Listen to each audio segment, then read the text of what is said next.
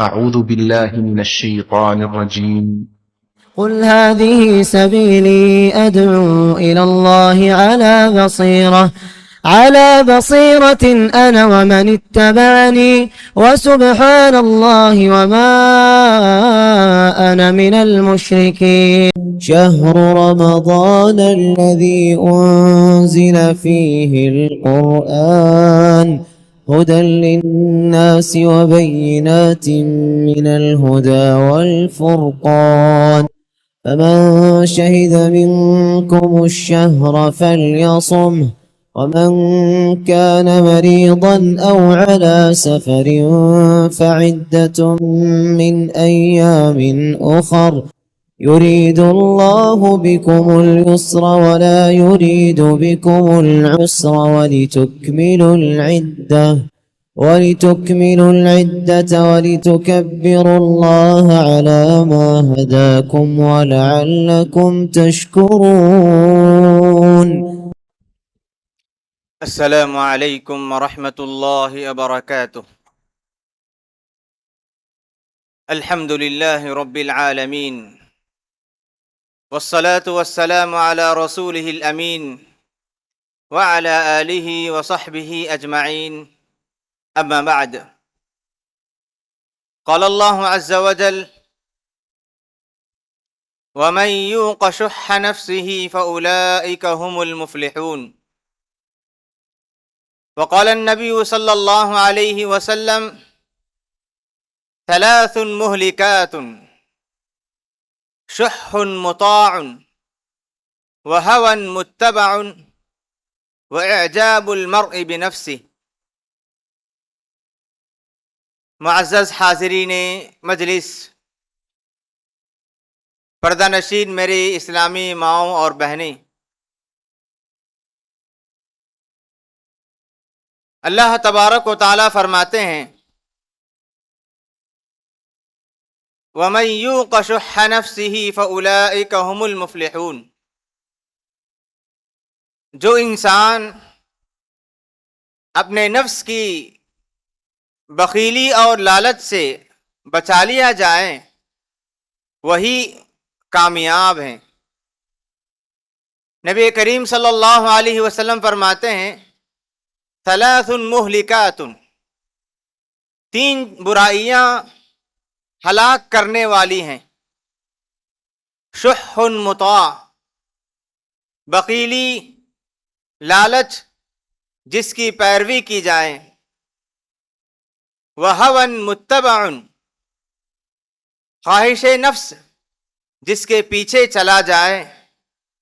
وإعجاب المرء بنفسه، اور آدمی اپنی تعریف خود کریں. یہ تینوں برائیاں ہلاک کرنے والی ہیں.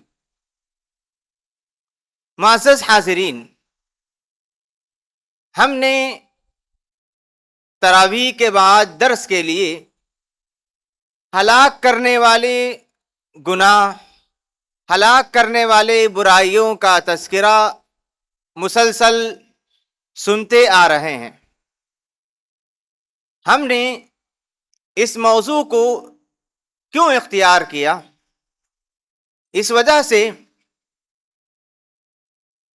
کہ اگر کوئی انسان ہلاک کرنے والی چیزوں کو نہ جانے تو ہو سکتا ہے کہ انسان ان ہلاک کرنے والی چیزوں میں پڑ جائیں اور اپنے آپ کو ہلاک کر دیں.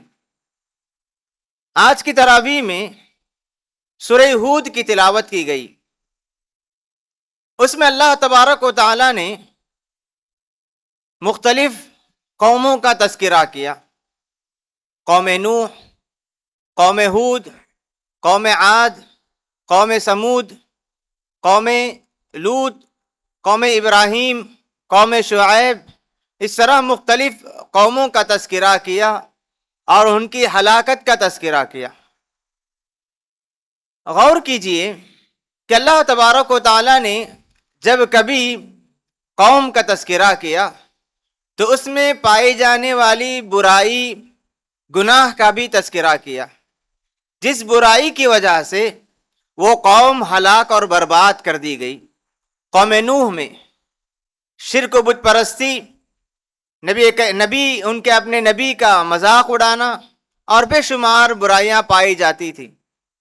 قوم سمود جنہوں نے شرک و بت پرستی کے ساتھ اللہ تبارک و تعالیٰ کی نشانی کا انہوں نے مذاق اڑایا، اس کے ساتھ انہوں نے کھلواڑ کیا اور اسے قتل کر دیا۔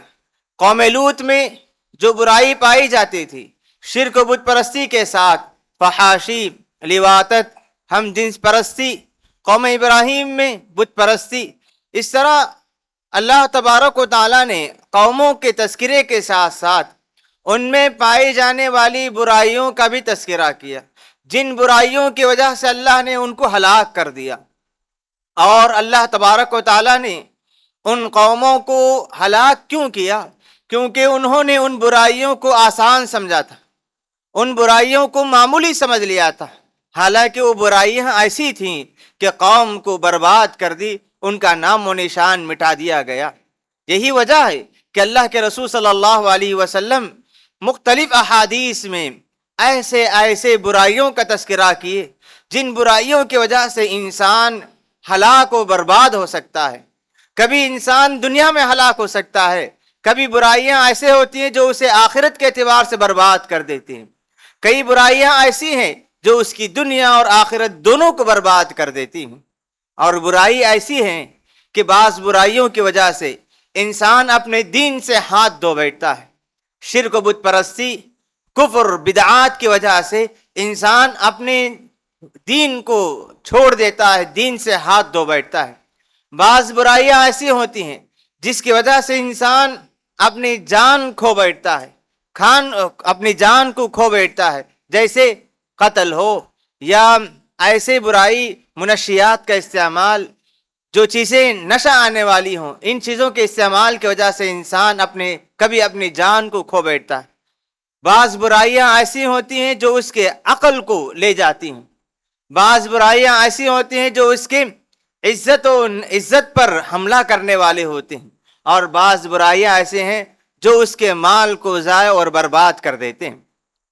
خلاصہ یہ ہے کہ برائیوں کے تعلق سے ہمیں یہ جان لینا چاہیے کہ اگر کوئی انسان برائیوں کو معمولی سمجھے تو یہ برائیاں اس کی دنیا بھی ہلاک کر دیتی ہیں، آخرت بھی ہلاک کر دیتی ہیں۔ دنیا میں رہتے ہوئے اس کا شمار ایک ناکام، خسارہ اٹھانے والے، نقصان اٹھانے والے انسانوں میں سے ہوتا ہے۔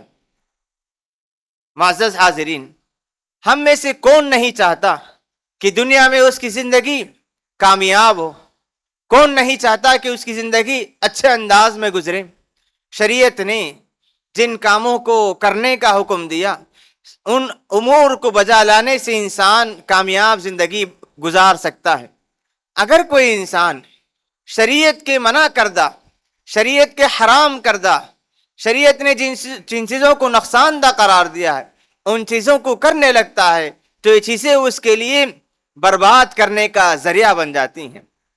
نبی کریم صلی اللہ علیہ وسلم کی مختلف احادیث ہمارے سامنے آئی جن میں اللہ کے رسول صلی اللہ علیہ وسلم نے برائیوں کا تذکرہ کیا اور کہا کہ برائیاں انسان کو ہلاک کر دیتی ہیں۔ ان میں سے بعض برائیوں کا تعلق انسان کے کام سے ہوا کرتے ہیں۔ انسان کوئی کام کرے، کوئی برائی کرے، اس کی وجہ سے اس کی زندگی، اس کا دین، اس کے جان و مال، اس کی عزت، یہ سارے برباد ہو سکتے ہیں۔ بعض برائیاں ایسی ہیں جن کا تعلق اس کے اپنے اخلاق سے، باطن سے ہوا کرتے ہیں۔ اس سے بات معلوم ہوتی ہے کہ برائیاں دو طرح کے ہوتے ہیں، بعض ظاہری برائی، بعض باطنی برائی۔ یہ دونوں برائیاں انسان کو ضائع اور برباد کر دیتی ہیں، دونوں برائیاں انسان کو ہلاک کر دیتی ہیں۔ جو حدیث میں نے آپ لوگوں کے سامنے پڑھی، جن میں اللہ کے رسول صلی اللہ علیہ وسلم نے 3 برائیوں کا ذکر کیا، 3 برائیوں کا ذکر اللہ کے رسول صلی اللہ علیہ وسلم نے کیا۔ اللہ کے رسول فرماتے ہیں 3 مہلکات، 3 برائیاں ایسی ہیں، اللہ کے رسول خود فرماتے ہیں کہ وہ ہلاک کرنے والے ہوتے ہیں، انسان کو برباد کر دیتے ہیں۔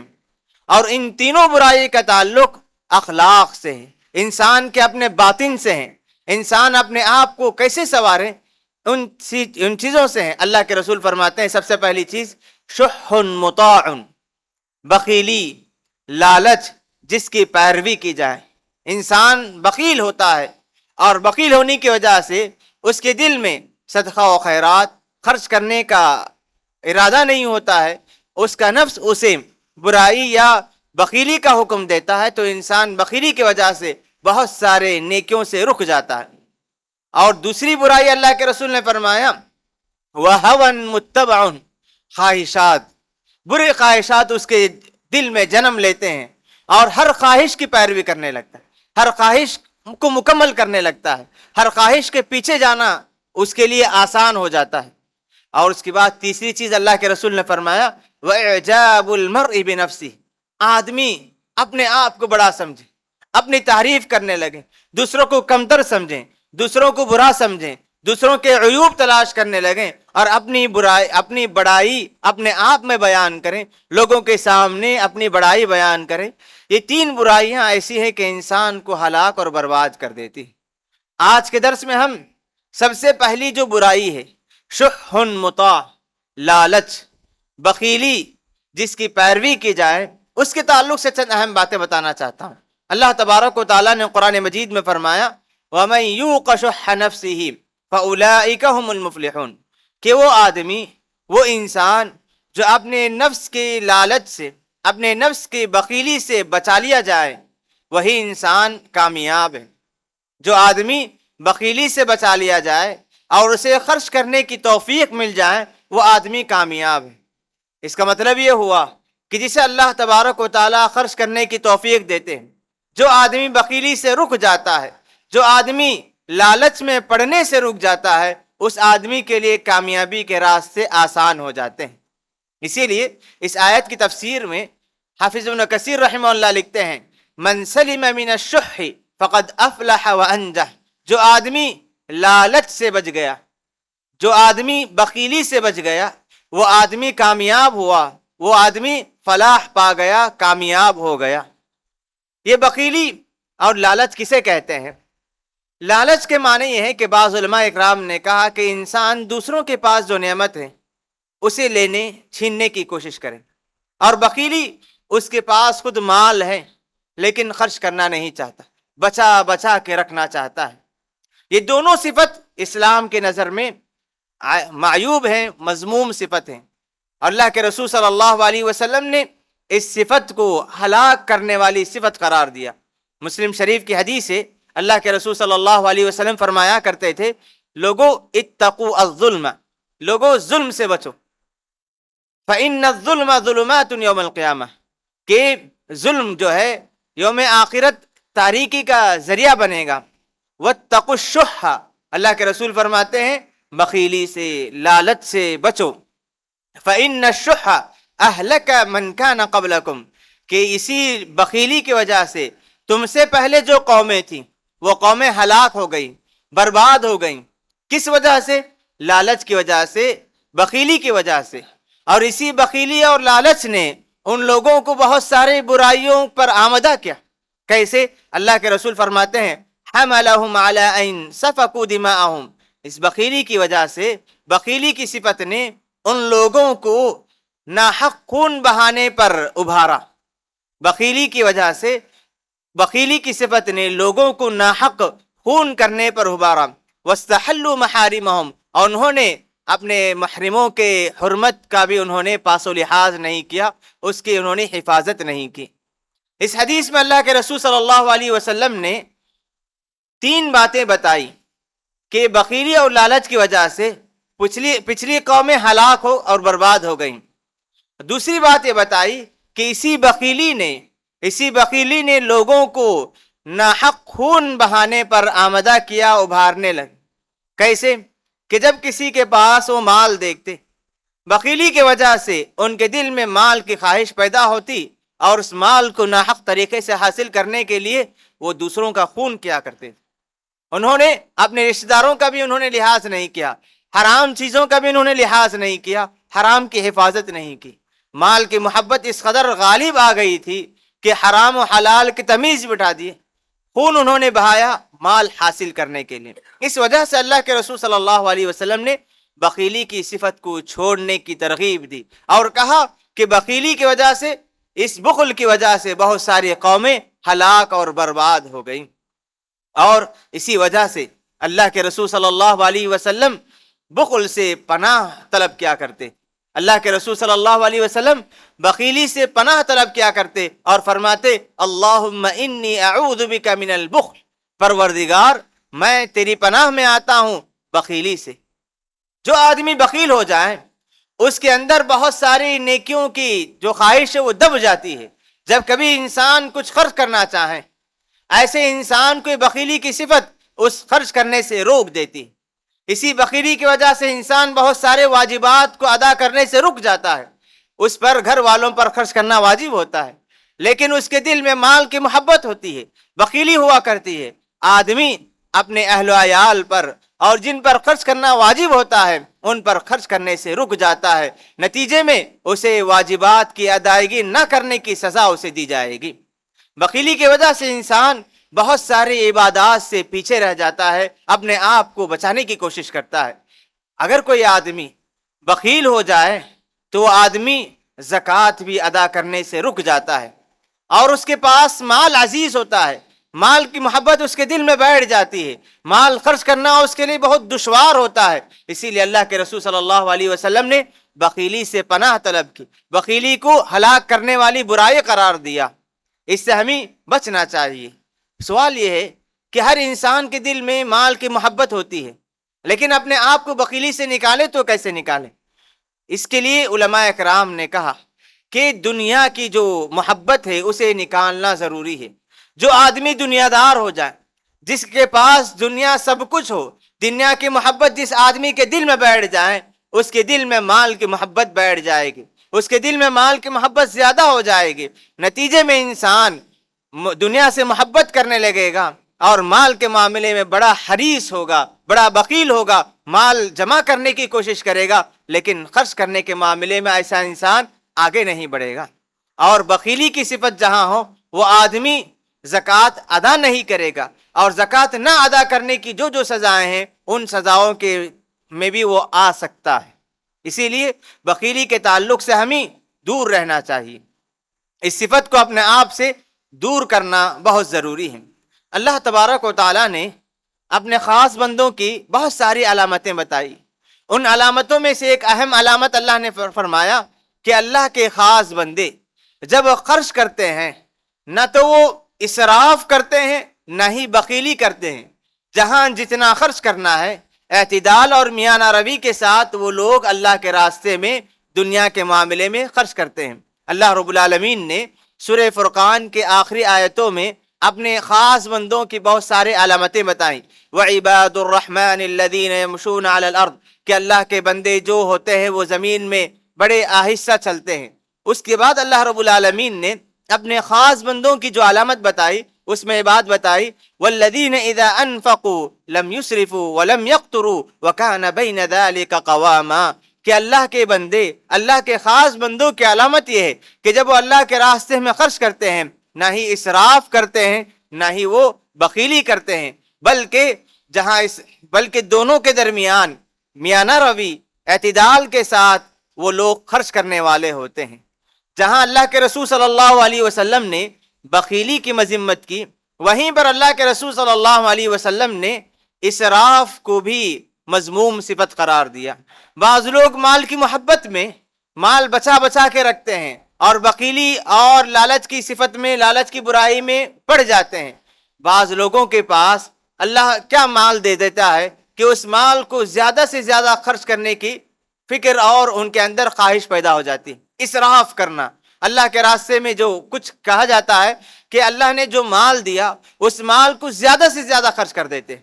نتیجہ یہ ہوتا ہے کہ ایک موقع ایسا آتا ہے کبھی کبھار ان کے پاس کچھ نہیں ہوتا۔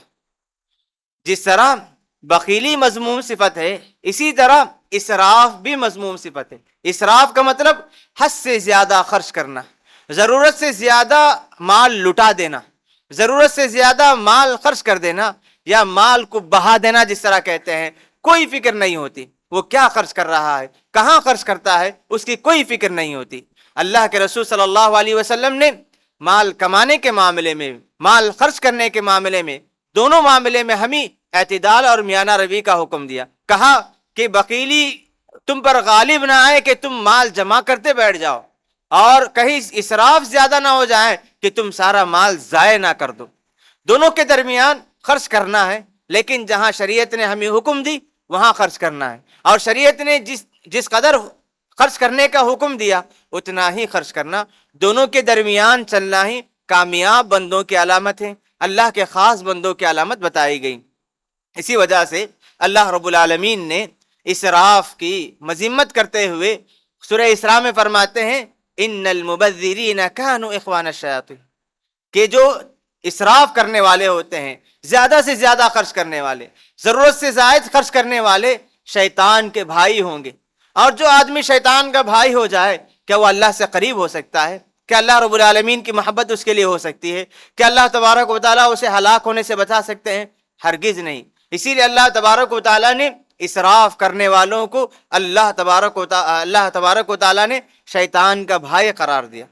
اور اللہ کے رسول صلی اللہ علیہ وسلم فرماتے ہیں کہ اسراف کرنا اللہ کو ناپسندیدہ ہے، اللہ اسراف کرنے کو پسند نہیں کرتے۔ اللہ کے رسول صلی اللہ علیہ وسلم ایک حدیث میں فرماتے ہیں ان اللہ کرہ لکم ثلاثا، اللہ تبارک و تعالیٰ تمہارے تین چیزوں کو، تمہارے تین کاموں کو ناپسند کرتے ہیں۔ تین کاموں کو اللہ تبارک و تعالیٰ ناپسند کرتے ہیں۔ ان میں اللہ کے رسول صلی اللہ علیہ وسلم نے فرمایا قیل وقال، قیل وقال، باتیں بہت زیادہ کہنا، کیوں، کس طرح، کس لیے اس طرح باتیں بناتے رہنا۔ ہر لفظ جو بھی انسان کے منہ سے نکلے اس کا حساب کل روز قیامت دینا ہے۔ جو آدمی جو بھی ذہن میں آئے، جو بھی آئے بولتے جائیں، اس کی کوئی پرواہ نہ کریں، یہ ایسی صفت ہے اللہ تبارک و تعالیٰ اسے ناپسند کرتے ہیں۔ قیل وقال، کیوں، کس طرح ساری باتیں بولتے جانا، جو کچھ ذہن میں آئے، جو کچھ دل میں آ جائے اسے بولنا یہ مناسب نہیں۔ شریعت کہتی ہے کہ انسان وہی بات کہیں جس سے اس کا دنیا میں یا آخرت میں فائدہ ہو۔ ہر بات کہنا، بڑبڑاتے رہنا، ہمیشہ کچھ نہ کچھ کہتے رہنا، اسلام میں ایسی صفت ہے جسے اللہ رب العالمین پسند نہیں کرتے۔ سب سے پہلی صفت اللہ کے رسول نے فرمایا قیل وقال۔ دوسری صفت اللہ کے رسول فرماتے ہیں وَإِضَاعَةَ الْمَالِ، کہ دوسری صفت مال ضائع کرنا۔ مال اللہ تبارک و تعالیٰ کی بہت بڑی نعمت ہے، اللہ تعالیٰ کی بہت بڑی نعمت ہے، اسے اللہ کی رضامندی حاصل کرنے کے لیے خرچ کرنا، وہیں خرچ کرنا جہاں اللہ نے حکم دیا، وہیں اسے خرچ کرنا جہاں اللہ راضی ہوتے ہیں۔ جو آدمی اس طرح کرے گا اسے پسند کریں گے، اور جو آدمی اسراف کر دے، جہاں 1000 سے کام چل سکتا ہو وہاں 2000 خرچ کرنا، یہ اللہ رب العالمین کے لیے، اللہ کے پاس ناپسندیدہ صفت ہے۔ تیسری اہم چیز اللہ کے رسول نے فرمایا وَكَثْرَةُ السُّؤَالِ، وَكَثْرَةُ السُّؤَالِ، کہ زیادہ سوال کرنا۔ کیوں ہوا، کس لیے اس طرح حکم دیا گیا؟ اللہ نے روزہ کیوں فرض کیا؟ 5 وقت کی نمازیں کیوں ہیں؟ شریعت کے معاملے میں ہو یا دنیا کے معاملے میں بے جا سوالات کرنا، بے جا سوالات کرنا یہ اللہ رب العالمین کو پسندیدہ نہیں ہے۔ تو اس طرح اللہ کے رسول صلی اللہ علیہ وسلم نے دونوں صفت سے ہمیں منع کیا، بخیلی بھی نہ ہو، اسراف بھی نہ ہو۔ بخیلی بھی اللہ کو ناپسندیدہ ہے اور اسراف بھی اللہ کو ناپسندیدہ ہے۔ ان دونوں کو چھوڑ کر صحیح راستہ اختیار کرنا، درمیان میں ہو کر میانہ روی اختیار کرتے ہوئے، بخیلی سے بچتے ہوئے اور اسراف سے بچتے ہوئے اللہ کو راضی کرنے کے لیے خرچ کرنا، یہی بندہ کل روز قیامت بھی کامیاب ہو سکتا ہے۔ کل روز قیامت اللہ رب العالمین مال کے تعلق سے سوال کریں گے کہ تو نے مال کہاں سے حاصل کیا اور تو نے مال کیسے خرچ کیا، تو نے مال کیسے خرچ کیا، دونوں کا جواب دینا ہے۔ جو آدمی اسراف کرے گا وہ اس سوال کے جواب میں کامیاب نہیں ہو سکتا۔ تو دنیا بھی بنے گی اور آخرت بھی بنے گی جو آدمی میانہ روی اختیار کرے گا۔ تو اس طرح جب کبھی اسراف کی بات آتی ہے تو عام طور پر ہمارے ذہنوں میں یہ بات آتی ہے کہ اسراف کا مطلب یہ ہے کہ صرف مال کو زیادہ سے زیادہ خرچ کرنا۔ اسراف کا مطلب صرف مال کو زیادہ خرچ کرنا نہیں ہے، بلکہ اللہ کی نعمتیں جو بھی ہوں ان کو ضائع کرنا اسراف میں شامل ہے۔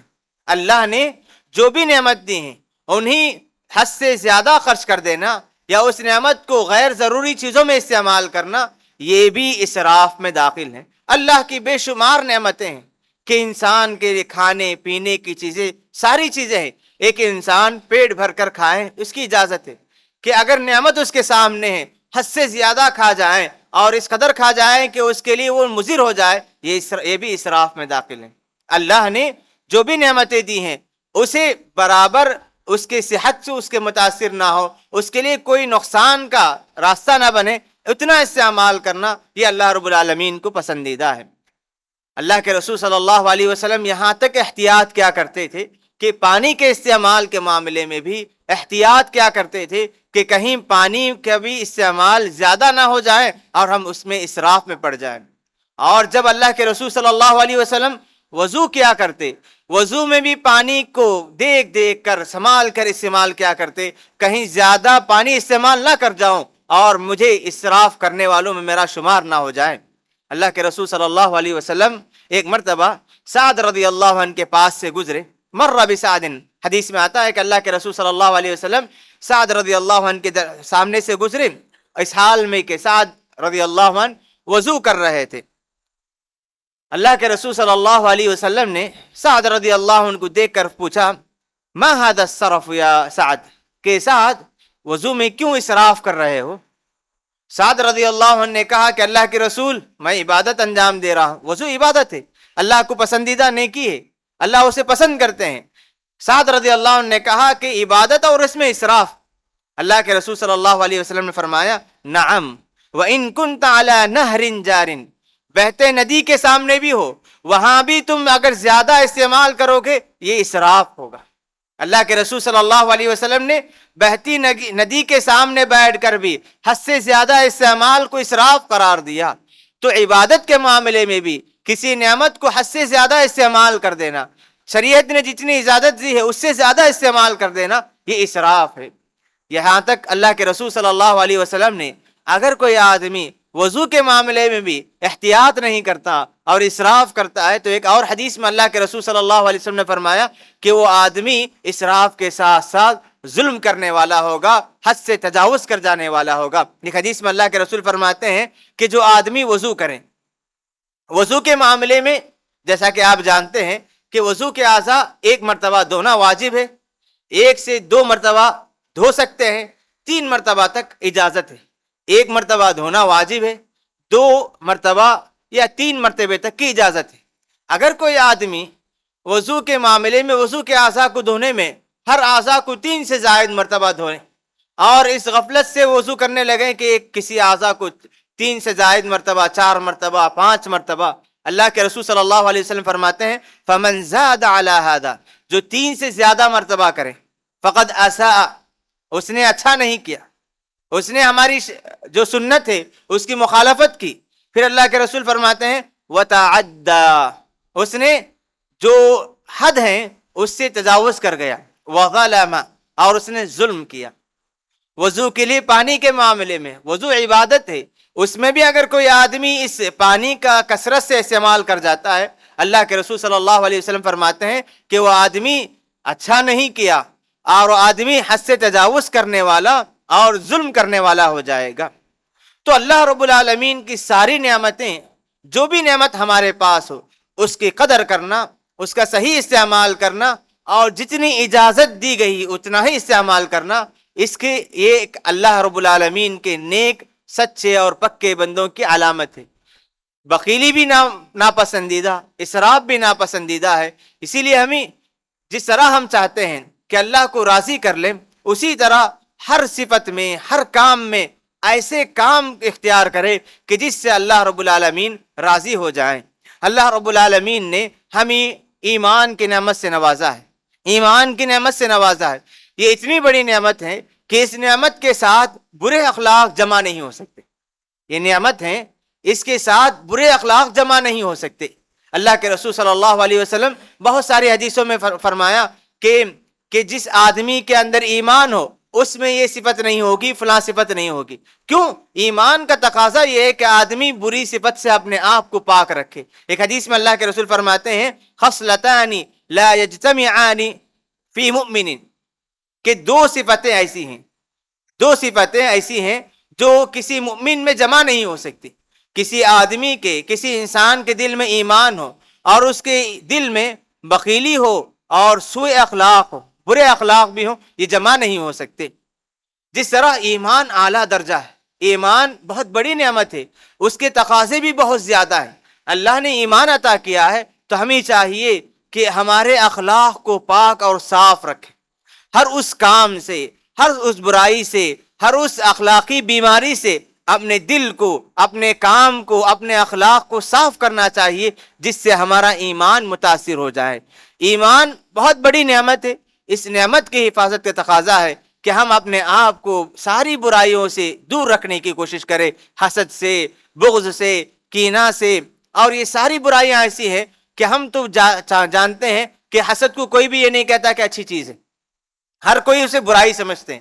بعض ایسی برائیاں ہیں وہ تو ان کے تعلق سے احادیث میں سخت وعیدیں آئی ہیں، لیکن ہمیں وہ جس قدر اسے ہلاک کرنے والا گناہ قرار دیا، وہ تصور ہمارے دل میں نہیں آتا۔ بخیلی ہے اور اسراف ہے، ہمارے معاشرے میں بخیلی صفت اختیار کرنے والے بہت سارے ہوں گے اور اسراف کرنے والے بہت سارے ہوتے ہیں۔ کیوں ان کے پاس یہ صفت پائی جاتی ہے؟ کیونکہ ان کے پاس اس کی جو خطرناکی ہے وہ چیز ان میں پائی نہیں جاتی، اور اسی لیے ہمیں جتنی برائیوں کے تعلق سے اللہ کے رسول نے کہا کہ ہلاک کرنے والی ہیں، اسی خطرناکی کا تصور ہمارے دل و دماغ میں ہونا چاہیے۔ جب کبھی ہمارے سامنے وہ برائی ہو یا وہ گناہ ہو تو ہمارے دل میں یہ تصور آنا چاہیے کہ ایسا گناہ ہے جس کی وجہ سے انسان کی دنیا، انسان کی آخرت برباد ہو سکتی ہے۔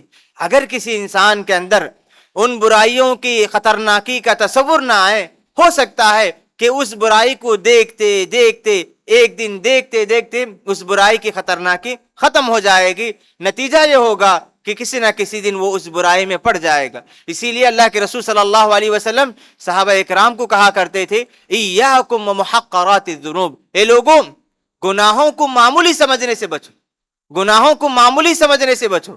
کہ اگر کوئی آدمی گناہوں کو معمولی سمجھتا ہے کہ کبھی کوئی گناہ کیا، آج کے دن جب پہلی مرتبہ کرے گا اس کے دل میں اس کی خطرناکی ہوگی، دوبارہ کرے گا وہ خطرناکی رہے گی، کرتے کرتے ایک زمانہ ایسا آئے گا، ایک وقت ایسا آئے گا کہ اس گناہ کی کوئی خطرناکی اس کے دل میں نہیں ہوگی، اس گناہ کو معمولی سمجھنے لگے گا۔ اسی لیے اللہ کے رسول صلی اللہ علیہ وسلم کسی حدیث میں ہلاک کرنے والا کہتے ہیں تو انجام بہت خطرناک ہے، کہ آدمی کی دنیا بھی ہلاک ہو جائے اور آخرت بھی ہلاک ہو جائے۔ کتنی بڑی وعید ہے، کس قدر سخت بات ہے، اس کی خطرناکی کو اپنے دل میں بٹھانا چاہیے۔ باتیں بہت زیادہ ہیں، اللہ رب العالمین سے دعا ہے کہ پروردگار ہم تمام کو ہر قسم کی اخلاقی برائیوں سے دور رکھیں۔ رب العالمین ہمیں ایسے کاموں میں آگے بڑھنے کی، سبقت کرنے کی توفیق عطا فرمائے جس سے دنیا بھی بن جائے اور آخرت بھی بن جائے۔ ہمیں ہر اس برائی سے، گناہ سے دور رکھے جس سے دنیا اور آخرت متاثر ہو جائے۔ اللہم آمین، وصلی اللہ علی نبینا محمد وعلی آلہ وصحبہ اجمعین۔